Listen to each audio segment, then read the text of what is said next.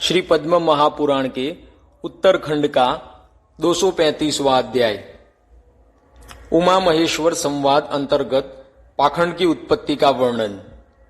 श्री पार्वती जी ने कहा, आपने जो यह कहा है कि पाखंडियों के साथ न बोले, क्योंकि उन सबों को चांडाल से भी अधिक निंदित कहा गया है। वे पाखंडी किस तरह के होते हैं और उन सबों का चिन्ह क्या है? रुद्र ने कहा, जो अज्ञान से मोहित भगवान नारायण से भिन्न देवता को परादेवता बतलाते हैं, वे पाखंडी है। जो भगवान विष्णु के भक्तों से द्वेष करते हैं तथा अवैष्णवों को अपना आचार्य बनाते हैं एवं पाखंडियों के साथ रहते हैं, उनको ही पाखंडी कहा गया है। जो अवैदिक चिन्हों को धारण करते हैं तथा कपाल, अस्थि तथा भस्म धारण करते हैं, वानप्रस्थ आश्रम के बिना भी जटा धारण करते हैं, अवैदिक क्रिया करते हैं, वे ही पाखंडी कहे गए हैं। श्री हरि को अत्यंत प्रिय शंख, चक्र तथा ऊर्ध्वपुंड्र आदि चिन्हों से रहित जो ब्राह्मण है, हे देवी, वे ही पाखंडी कहे गए हैं। श्रुतियों तथा स्मृतियों में बतलाए गई आचरण को जो ब्राह्मण नहीं अपनाते हैं, उन सबों को पाखंडी समझना चाहिए तथा वे सभी लोकों में निंदित है। सभी यज्ञों का भोग करने वाले श्री हरि ही है।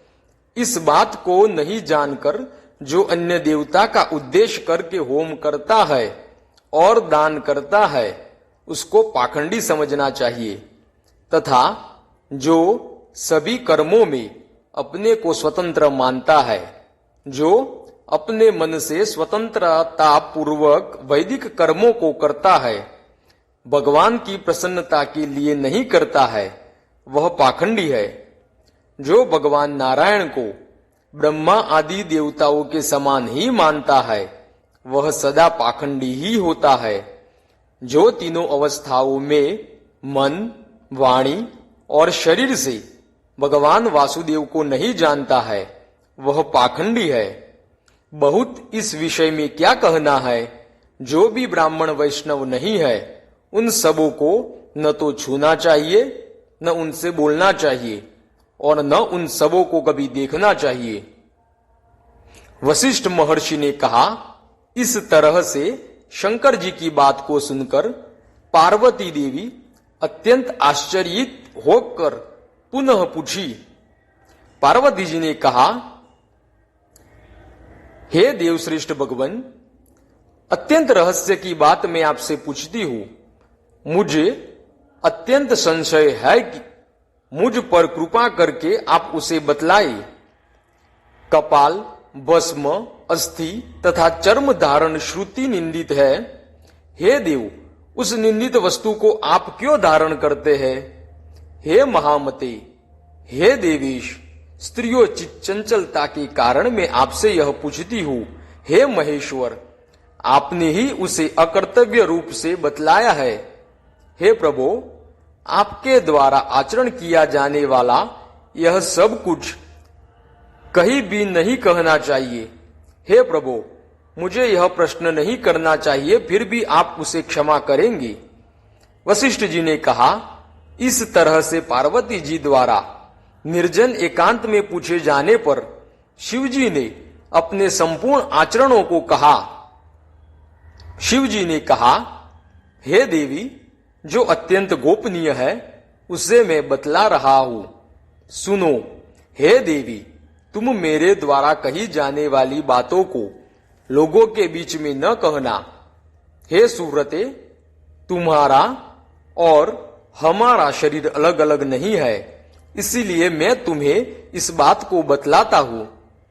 पहले के स्वयंभू मनवंतर में नमूची आदि महादैत्य, महाबलवान, महापराक्रमी तथा महातेजस्वी और भगवान विष्णु के भक्त एवं शुद्ध एवं पाप रहित थे।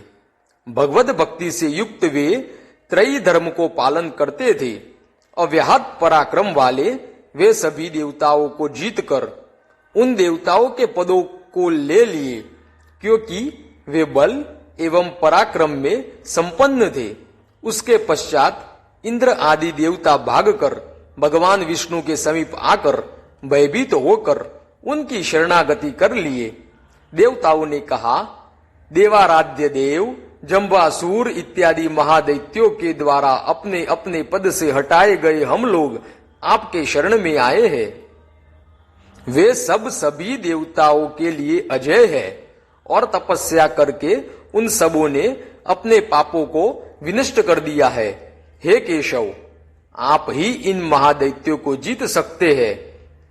महादेव जी ने कहा, श्री हरि देवताओं के अत्यंत भयानक वाक्यों को सुनकर उन दिक्पालों को सांत्वना प्रदान करके भगवान पुरुषोत्तम ने कहा, हे महाबाहो, रुद्र, आप असुरों को मोहित करने के लिए हे सूरश्रेष्ठ पाखंडाचरण स्वरूप धर्म का प्रवर्तन करे। उन सबों को आप तामस पुराणों को सुनाए। हे महामते, आप अज्ञान फैलाने वाले शास्त्रों की रचना करें। महर्षि गण और ब्राह्मण मेरे भक्त नहीं होंगे। अपनी शक्ति के द्वारा उन सबों में प्रवेश करके तामस शास्त्रों को उनको आप सुनाए। काणाद, गौतम, शक्ति, उपमन्यु, जैमिनी, कपिल, दुर्वासा, मृकंडु तथा बृहस्पति, भार्गव, जामदग्य अर्थात कि परशुराम जी, ये 10 ऋषि तामस है। आप अपनी शक्ति के द्वारा प्रवेश करके संसार का अकल्याण करें। आपकी शक्ति से वे उन्हीं धर्मों को अपना लेंगे और उनमें बहुत अधिक तमोगुण उद्रिक्त हो जाएगा। वे क्षण भर में तामस हो जाएंगे, इसमें कोई संशय नहीं है।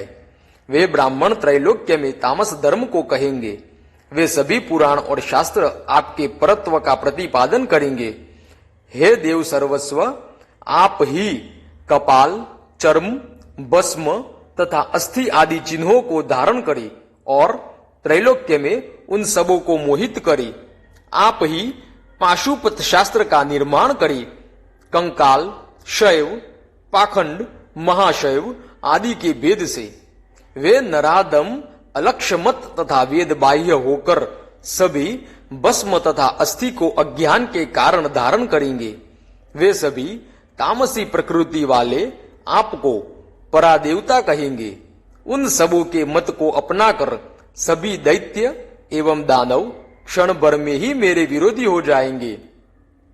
हे महाबलवान रुद्र, मैं अपने अवतारों में आपकी पूजा उन सबों को मोहित करने के लिए प्रत्येक युग में करूंगा।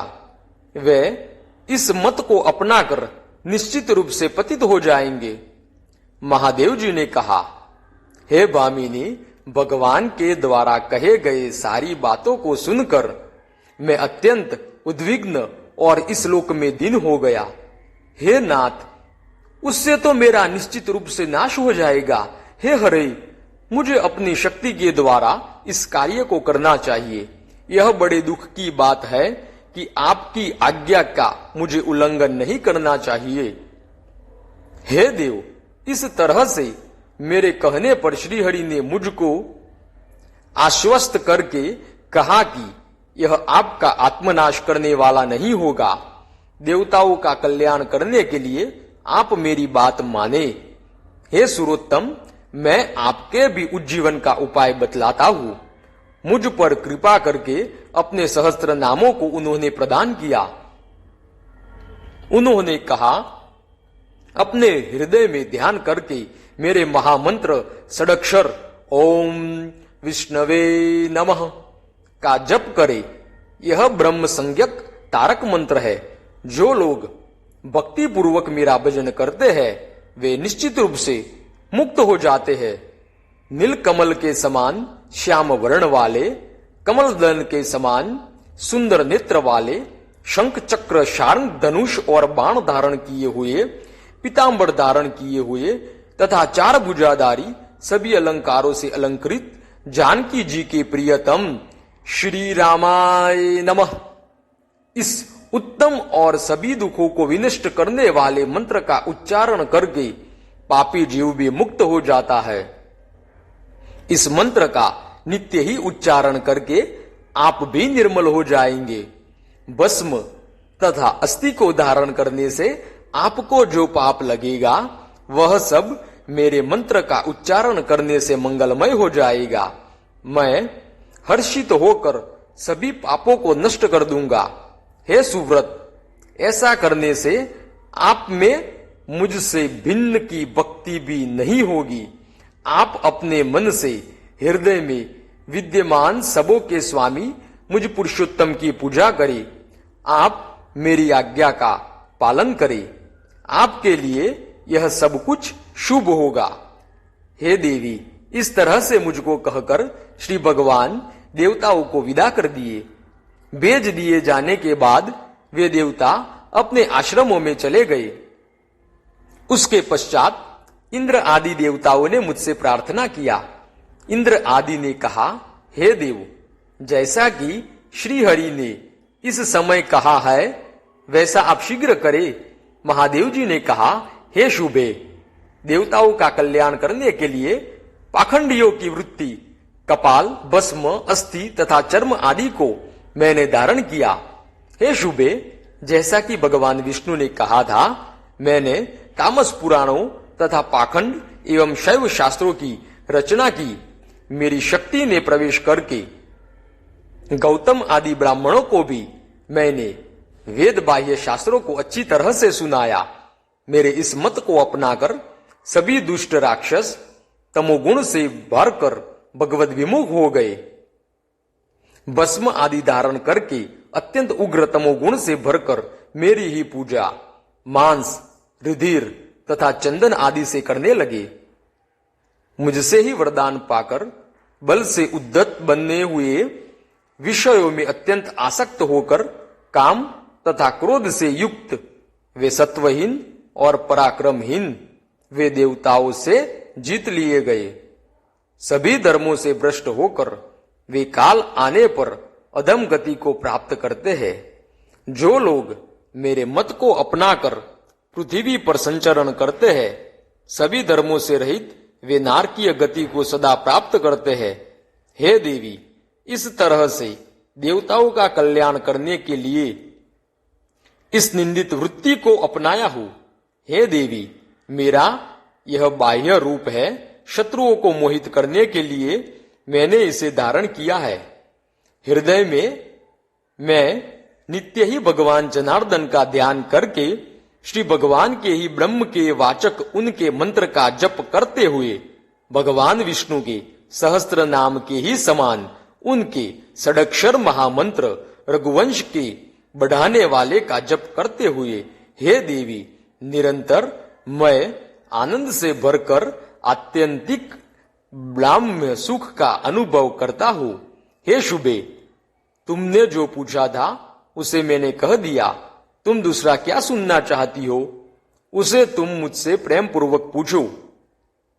इस तरह श्री पद्म महापुराण के छठे उत्तरखंड के उमा महेश्वर संवाद अंतर्गत पाखंड की उत्पत्ति का वर्णन नामक 235वां अध्याय समाप्त हुआ। अब श्री पद्म महापुराण के उत्तरखंड का 236वां अध्याय देखते हैं। उमा महेश्वर संवाद के अंतर्गत 18 पुराण तथा अनेक दर्शनों के वर्णन के प्रसंग में सात्विक आदि शास्त्रों का वर्णन। पार्वती जी ने कहा, हे अवध, आप मुझे तामस पुराणों को बतलाए जिन सबों को भगवत भक्ति रहित ब्राह्मणों ने कहा है। हे सुरेश्वर, उन सबों का नाम आप मुझे क्रमशः बतलाए। रुद्र ने कहा, हे देवी, मैं तामसों के नाम को क्रमानुसार बतलाता हूं, सुनो। उन सबों का स्मरण करने से ज्ञानी पुरुषों को भी मोह हो जाए। पहले तो मैंने ही शैव, पाशुपत मत आदि को कहा है। उसके पश्चात मेरी शक्ति से आविष्ट ब्राह्मणों ने जिन सबों को कहा है उसे तुम सुनो। कणाद ने महान वैशेषिक शास्त्र का वर्णन किया। गौतम महर्षि ने न्याय शास्त्र का तथा कपिल ने सांख्य शास्त्र का प्रणयन किया। बृहस्पति ने अत्यंत निंदित चार्वाक दर्शन का प्रणयन किया। दैत्यों का नाश करने के लिए बुद्ध रूपधारी विष्णु ने महान बौद्ध शास्त्र का प्रणयन किया। नीलपट आदि मायावाद आदि असत शास्त्र को प्रच्छन्न बौद्ध कहते हैं। हे देवी, कली में ब्राह्मण रूपधारी मैंने लोक निंदित श्रुतियों का अपार्थ करने वाला दर्शन बनाया। उसमें कर्मों को परित्याज बतलाया गया है। सभी कर्मों से भ्रष्ट विकर्मस्थ वह कहलाता है। इसमें जीव और परमात्मा की एकता बतलाई गई है। उसमें मैंने परब्रह्म का निर्गुण रूप प्रतिपादित किया है। कलयुग में सबों को मोहित करने के लिए वेदार्थ के ही समान अवैदिक मायावाद का विस्तार पूर्वक वर्णन किया गया है। हे देवी, मैं ही जैमिनी ब्राह्मण के रूप में संपूर्ण वेद के अपार्थ स्वरूप संसारियों का नाश करने के लिए शास्त्र का निर्माण किया है। निरीश्वरवाद के द्वारा मैंने अत्यंत महान शास्त्र बनाया है। हे पार्वती, अब मैं तामस शास्त्रों को बतलाता हूं। अब मैं क्रमशः पुराणों को प्रथम बतलाता हूं। ब्रह्म पुराण, पद्म पुराण, विष्णु पुराण, शिव पुराण, भागवत पुराण, नारदीय पुराण, 7वां मार्कंडेय पुराण, 8वां अग्नि पुराण, 9वां भविष्य पुराण, 10वां ब्रह्म वैवर्त पुराण, 11वां लिंग पुराण, 12वां वाराह पुराण, 13वां वामन पुराण, 14वां कूर्म पुराण, 15वां मत्स्य पुराण, 16वां गरुड़ पुराण, 17वां स्कंद पुराण और 18वां ब्रह्मांड पुराण, ये क्रमशः पुराण कहे गए हैं। इनमें से मत्स्य, कूर्म, लिंग, शिव, स्कंद तथा अग्नि पुराण, ये 6 पुराण तामस पुराण है। विष्णु, नारदीय और भागवत, गरुड़, पद्म तथा वाराह पुराण, हे शुभ दर्शने पार्वती, इन 6 पुराणों को शुभ सात्विक पुराण जानना चाहिए। ब्रह्मांड, ब्रह्मवैवर्त, मार्कंडेय, भविष्य, वामन तथा ब्रह्म पुराण, इनको तुम राजस पुराण जानो। सात्विक पुराण मोक्ष प्रदान करने वाले, राजस पुराण स्वर्ग देने वाले तथा तामस पुराण नरक देने वाले बतलाए गए हैं। उसी तरह ऋषियों ने त्रिगुणात्मक स्मृतियों को भी कहा है। सात्विक, राजस एवं तामस, वशिष्ठ स्मृति, हारित स्मृति, व्यास स्मृति, भारद्वाज स्मृति, कश्यप स्मृति, ये सभी स्मृतियां सात्विक तथा मुक्ति प्रदान करने वाली है। मनुस्मृति, याज्ञवल्क्य स्मृति, अत्रि स्मृति, दक्ष स्मृति, कात्यायन स्मृति तथा विष्णु स्मृति, ये राजस स्मृतियां है और स्वर्ग प्रदान करने वाली है। गौतम स्मृति, बृहस्पति स्मृति, सांवर्त स्मृति, यम स्मृति, शंख स्मृति तथा शुक्र स्मृति, ये तामस स्मृतियां है और नरक देने वाली है। इस विषय में बहुत कहने से कौन सा लाभ है? पुराणों तथा स्मृतियों में जो तामस है वे नरक प्रदान करते हैं। अतएव निपुण व्यक्ति को उन सबों को त्याग देना चाहिए। हे शुभ दर्शने, इन सारी बातों को मैंने प्रसंगवशात कहा है। अब मैं अवशिष्ट श्रीहरि की विभवावस्था का वर्णन करूंगा। इस तरह श्री पद्म महापुराण के उत्तरखंड के उमा महेश्वर संवाद के अंतर्गत 236वें अध्याय का अनुवाद संपूर्ण हुआ।